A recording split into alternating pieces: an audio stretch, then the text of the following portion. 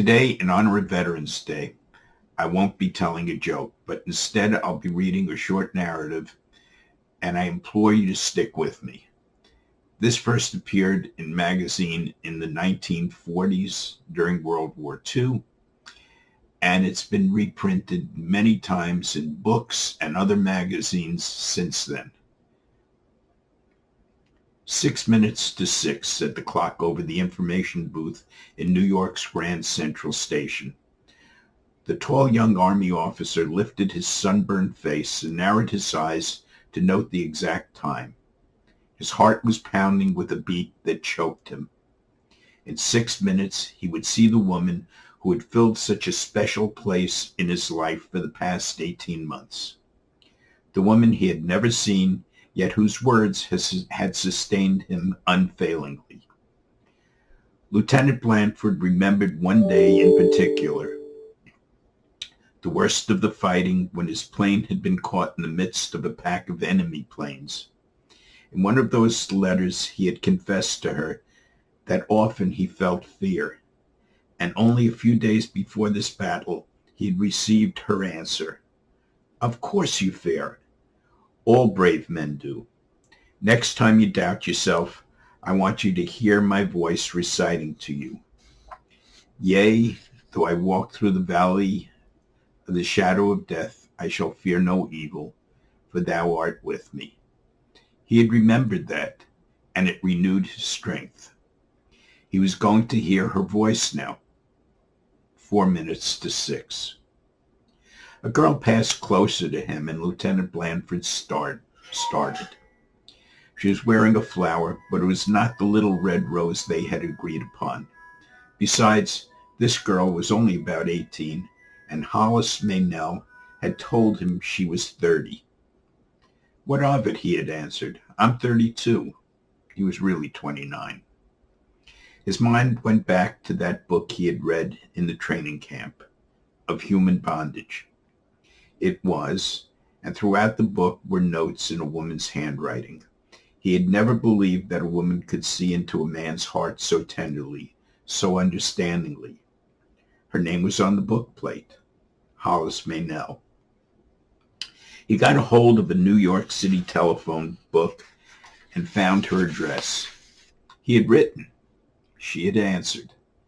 Next day he had been shipped out, but they had gone on writing for 13 months. She had faithfully replied.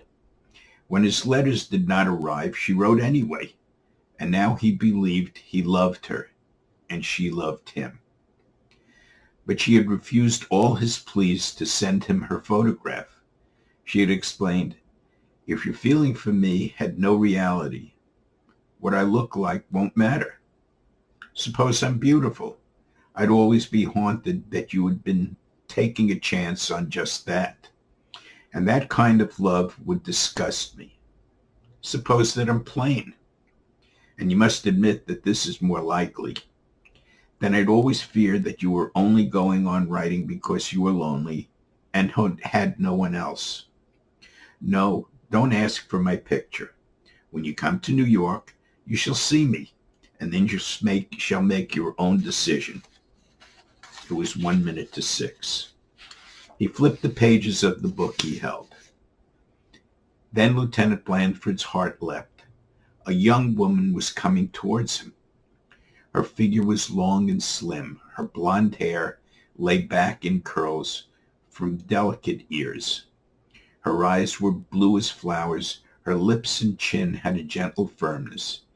In her pale green suit, she was like springtime come alive. He started towards her, forgetting to notice that she was wearing no rose. And as he moved, a small provocative smile curved her lips. "Going my way, soldier," she murmured. He made one step closer to her. Then he saw Hollis Meynell. She was standing almost directly behind the girl, a woman well past 40. Her graying hair tucked under a worn hat. She was more than plump. Her thick-ankled feet were thrust into low-heeled shoes. But she wore a red rose on her rumpled coat. The girl in the green The girl in the green suit was walking quickly away. Blanford felt as though he were being split in two. So keen was his desire to follow this girl, yet so deep was his longing for the woman whose spirit had truly companioned and upheld his spirit. And there she stood. He could see her pale face was gentle and sensible. Her gray eyes had a warm twinkle. Lieutenant Blanford did not hesitate.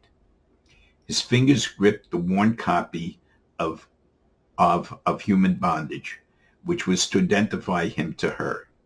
This would not be love, but it would be something special, a friendship for which he had been and must be ever grateful. He squared his shoulders, saluted, and held the book out towards the woman. Although even while he spoke, he felt the bitterness of his disappointment. "I'm Lieutenant Blanford, and you're Miss Meynell? I'm so glad we could meet. May I take you to dinner?" The woman's face broadened in a tolerant smile. "I don't know what this is all about, son," she answered. "That young lady in the green suit, she begged me to wear this rose on my coat, and she said that if you asked me out to go out with you, I should tell you she's waiting for you in that restaurant across the street. She said it was some kind of a test." Hope you enjoyed this as much as I did.